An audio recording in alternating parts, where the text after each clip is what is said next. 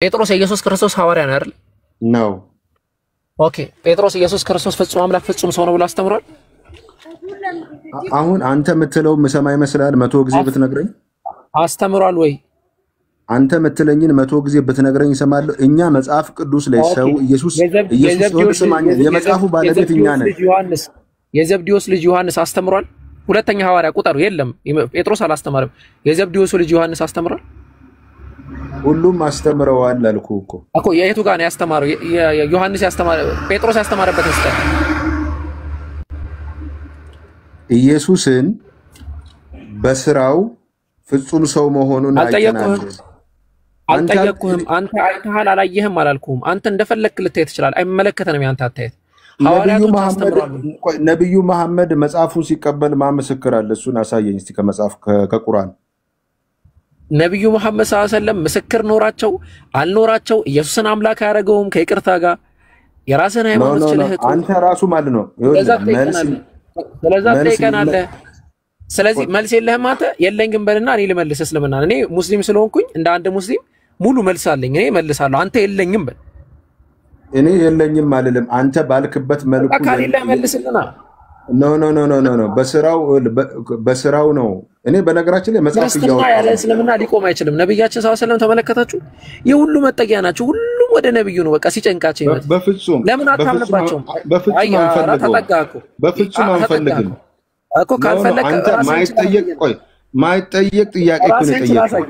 በጣም የሚጠየቅ ጥያቄ ነው። ራስን ችላ አሳየን ሰለላሁ ዐለይሂ ወሰለም። አሁን ኢየሱስ ሰው መሆኑን ጽሁፉ ነው የሚነግረኝ አልኩህ እኮ። ጽሁፉን ሳነበው ይነግረኛል። ማን የጻፈው ያንን ጽሁፍ? ዮሐንስ ሊጽፈው ይችላል። ለምሳሌ እኔ ሐዋርያቶች ካስተማሩ ጴጥሮስ አስተምሯል ወይ? ዮሐንስ ወንጌል መጽሐፍ ምዕራፍ 3ን እየከፈትኩ እያነበብኩ ነው ካንተ ጋር እያወራው። እሺ በጣም ጎበዝ። እሺ ጴጥሮስ አስተምሯል ወይ? አሁን yes። እሺ የቱ ጋር ነው ያስተማረው ጴጥሮስ? ጴጥሮስ ሲያስተምር ሰዋዊ ማንነቱን ያስተማረን እዛ ጋር እንዴት እንደተራመደ። አላህ ወይቸው ጉድ አለ። እንዴት ነው የምንግባባው? ፈለቀ አንተ እኮ እኔ ጠየቅኩ ፍጹም አምላክ ፍጹም ሰው መሆኑን አስተምሯል ወይ የሚለውን ነው። በቃ ፈሌ ሚዩት አድርግ። በቃ በረከታ ማስረጃ ቀይ እንትና ዋንዴ ይቀርማል። ዋንዴ ይቀጥል። ዋንዴ ሚዩትን አንሳማ። እዚህ ላይ አስተያየት ይቅርታ ጋር ልሰጥህ ነው። እሺ ካስተያየት እሺ ሰጥሽ አስተያየት ነው። እሺ ቀጥልሽ። አሁን በረከትም ሆነ ፈለቀ ተመሳሳይ ሃይማኖት ከሆኑ ያመጡልህ ተመሳሳይ ማስረጃ ስለሆነ ተመሳሳይ እነሱን ጠይቀህ የመለሱልህ ከሆነ ያኛው እንዲመልስልህ ይሄኛው ካላመጣልህ መስጠት ትችላለህ እኮ። ሰጠው እኮ እድል ሰጠው። አንተን ኢየሱስ አስተምሯል ወይ? ምን ብሎ? ኢየሱስ ክርስቶስ አምላክ ወሰብ መሆኑን ወይም ፍጹም አምላክ ፍጹም ሰው መሆኑን አስተምሯል ወይ?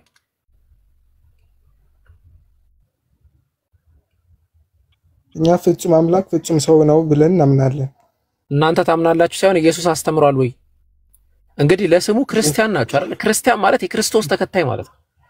ትምህርታችን እሱ ነው የምንከተለው ነው የምትሉት። እኛ አንድ ሙስሊም እናንተን ክርስቲያን ብሎ መጥራት ራሱ ትንሽ እኔ ጥያቄ ምልክት አለው። ምክንያቱም የክርስቶስ ተከታይ ናችሁ ወይ ነው። አሁን አው ካልከኝ እስቲ ያስተማረበትን ማስረጃ። አምላክነቱን ተናግሯል፣ ሰውነቱንም ማስረጃ አለ። ሰው ያደረገው ፍጹም አምላክ ፍጹም ሰው መሆኑን ያስተማረበትን ማስረጃ ዋንዴ እሱ ላይ ልንገር። እኛ ምናምነው ተዋሃደ ብለን አምላክ ነበር አምላክ ነው ሰውን የሰውን ባህሪ ተዋሃደ ብለን ነው ምናምን። ስለዚህ ተዋሃደ ነው ፍጹም አምላክ ፍጹም ሰው የሚለው ተዋሃደ አንድ ላይ አንድ ሆነ ማለት ነው። እየተረዳኝ አንድ ሲሆን አምላክ ነው ሰው ነው የሆነው። ተዋሃደ እኮ ስግው ቃል ሆነ። ሁለት የነበረው ተዋሃደ እኮ ስግው ቃል ሆነ። ኦኬ አይደለ? እንደዛ ነው የሚባለው በኦርቶዶክስ አስተምሮ። ተዋሃደ እንበለ ንድረት ይባላል። መሳሳብ ያሌለበት ውላጤ ያሌለበት ተዋሃደ ነው። ኦኬ ኢየሱስ ክርስቶስ ልክ በእናንተ ቴዎሎጂ መሰረት ውላጤ ያሌለበት መሳሳብ ያሌለበት ተዋሃዶ እንደ ተዋሃደ አስተምሯል። የባሰው እኮ ይሄ። እሺ በረከት ይቀጥልና ትቀጥላለህ ሀቢቢ። እንደዛ ይሻላል መሰለኝ። ኦኬ እሺ በረከት ሰላም ብያለሁ። ማስረጃ አለኝ ብሎም ስለነበረ የማይሆን ነው አይመጣውም ነው የምለው። አሁን ይሄን ሁሉ እርከን አልፈን ገና ጳውሎስ ጋር እንሄዳለን፣ ከዛ ቸርች ፋዘሮች ጋር እንሄዳለን። እንዳሌለ ነው የምናየው ኢንሻአላህ። በረከት ኦርቶዶክስ ነህ ፕሮቴስታንት ነህ? ፕሮቴስታንት። ኦኬ ፕሮቴስታንት ኢየሱስ ክርስቶስ አንድ አካል ሁለት ባህሪ ያለው ብላችሁ ነው የምታምኑት አይደለ? በአራተኛው ጉባኤ መሰረት ኦኬ በኢየሱስ ክርስቶስ ሁለት ባህሪ እንዳለው አንድ አካል ሁለት ባህሪ እንዳለው አስተምሯል ኢየሱስ ክርስቶስ። አው ማን ተነሳይቶ ሁለት አካል አንድ አካል ሁለት ባህሪ እንዳለው አስተምሯል ወይ? ቃል በቃል ባይናገርም ነገር ግን በአስተምሮቱ ላይ በሚያደርጋቸው ድርጊቶች አሉ። ኦኬ ችግር የለውም። ቃል በቃል ይናገር ብለን አንሞግትም። ይሄ ስህተት ነው። በጣም ጥሩ። ስለዚህ በተዘዋዋሪ አስተምሯል። አዎ ቴንክ ዩ። ኦኬ ይሄን ነው የምፈልገው። እንደዚህ ልበ ሙሉ ክርስቲያን። ኦኬ የቱ ጋር ነው በተዘዋዋሪ አስተማረው? እሺ ማለት የሰው ልጅ እንደሆነ ራሱ በራሱ ማቴዎስ 16 ላይ የሰው ልጅ እንደሆነ ሳይሆን ሰው ነው እንዲጀምር። የሰው ልጅማ ሰው ነው ራሱ። የማርያም ልጅ እንደሆነ የታወቀ ነገር ነው። አሁን አንተ የምታሳየን አዎ ፍጹም አምላክ ፍጹም ሰው መሆኑን ማስተማሩን እንደዚህ እኔ ሁለት ነኝ አምላክም ሰውም ነኝ ያለበትን ነው የፈለኩት። ከክርስቲያኖች ጋር ካወራስን ጊዜ ዛሬ ገጠመኝ። አልሐምዱሊላህ።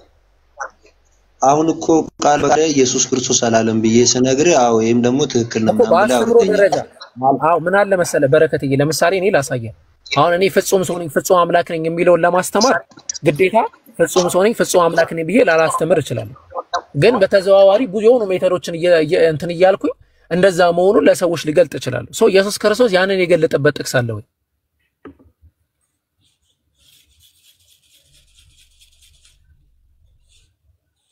እሺ የተመቸህን ጥቅስ ስጠኝ በቃ። አይ ቲንክ በጣም ጥያቄው እንትን አለ ጠነከረ መሰለኝ። የተመቸህን ስጠኝ በቃ። ኢየሱስ አንተ አሁን ያለህበትን የፕሮቴስታንትን አምልኮ እንድታመልክ ያደረገ የትኛው ጥቅስ ነው? ለምሳሌ ከሱ አስተምሮ ላይ ማለት ነው። እሺ የሐዋርያቶችን ትምህርት ማለት ኢየሱስ ክርስቶስ ፍጹም አምላክ እንደሆነ ጥቅስ እንገባለን ሐዋርያቶች ጋር። ግን መጀመሪያ አምላክ ኢየሱስ መጀመሪያ ተቀዳሚ ነው። ገባ ልስጥ እኮ እያለ እኮ ነው ጥቅስ ልስጥ እያለ እኮ እየከለከልከው እኮ ነው። አንተ ይኸው ረጅም ሰዓት አወርተህ በቃኝ ብለህ እየከለከልከው ነው። በቃኝ አላልኩም። አልከለከልኩትም፣ ተግባብተናል። እኔ እንግዲህ ተመችቶኛል። እኛ ጋር አሁን ተግባብተናል። በቃ አይ ልስጥህ አለኝ፣ ሐዋርያትን ልስጥህ አለኝ። ትክክል እቀበላለሁ አልኩት። ግን ኢየሱስን ስላልን መጀመሪያ የሱ ካሌለ እንሂድ ወደ ሐዋርያት። ወይኔ ቻርጅ ወደ ሐዋርያት እንሄዳለን። ኢየሱስ ግን የለም። መጽሐፍ ቅዱስ ማለት እንዲህ ስማርት ስልክ ስላልሆነ ምናልባት መጽሐፍ ቅዱስ ማውጣት ከቻልክ ማቴዎስ ምዕራፍ አንድ መጽሐፍ ቅዱስ ባይብል የሚያወጣ ሰው ያስፈልጋል።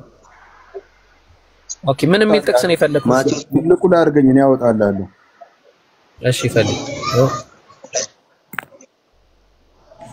ያው ትልቁ ላይ ነው ያለው። እሺ ምን የሚል ጥቅስ ነው የፈለኩት? እዛ ጋር ስለ ሰንበት ነው ወይስ ስለምንድን ነው? ያው ቁጥ ምን እናውጣልኝ እኮ ሐሳቡን ንገረኛ። ምን የሚል ነው የፈለከው? የሰው ልጅ የሰንበት ጌታ ነው የሚለውን ፈልጌ ነው እኮ 8 ላይ ነው ያለው። ትክክል። የሰው ልጅ የሰንበት ጌታ ነው። አዎ ስለዚህ በዚህ ቦታ ላይ ሰንበት የማን እንደሆነ አዎ አዛዣ ሰው ነው ማለት ነው። የሰንበት የሰው ልጅ የሰንበት ጌታ ነው ማለት አዛዣ ሰው ነው ማለት ነው። ነው እሱ ሰው ፈለገ ማን ነው ፈለቀ የሚታደር። አዎ እዚህ ጋር አጠቃላይ የሚያወራው ስለ ኢየሱስ ክርስቶስ ፕላስ ሐዋርያቶች አጠቃላይ ሁሉንም ሰዎች ነው። ሰንበት ለሰው ተፈጥራለች እንጂ ሰው ለሰንበት አልተፈጠረችም ብሎ ነው የሚያስቀምጠው። ሰንበት ራሱ ዓላማው ለሰው ልጅ ነው የተፈጠረው ነው እና የሰው ልጅ ተብሎ እዚህ ጋር ኤክስፕሊሲትሊ ሁሉንም ነው ኢንክሉሲቭ እያደረገ ያለው። በጠቅላይ ሁሉንም ሰው እየጠቀሰ ነው ያለው እዚህ ጥቅስ ላይ ማለት ነው።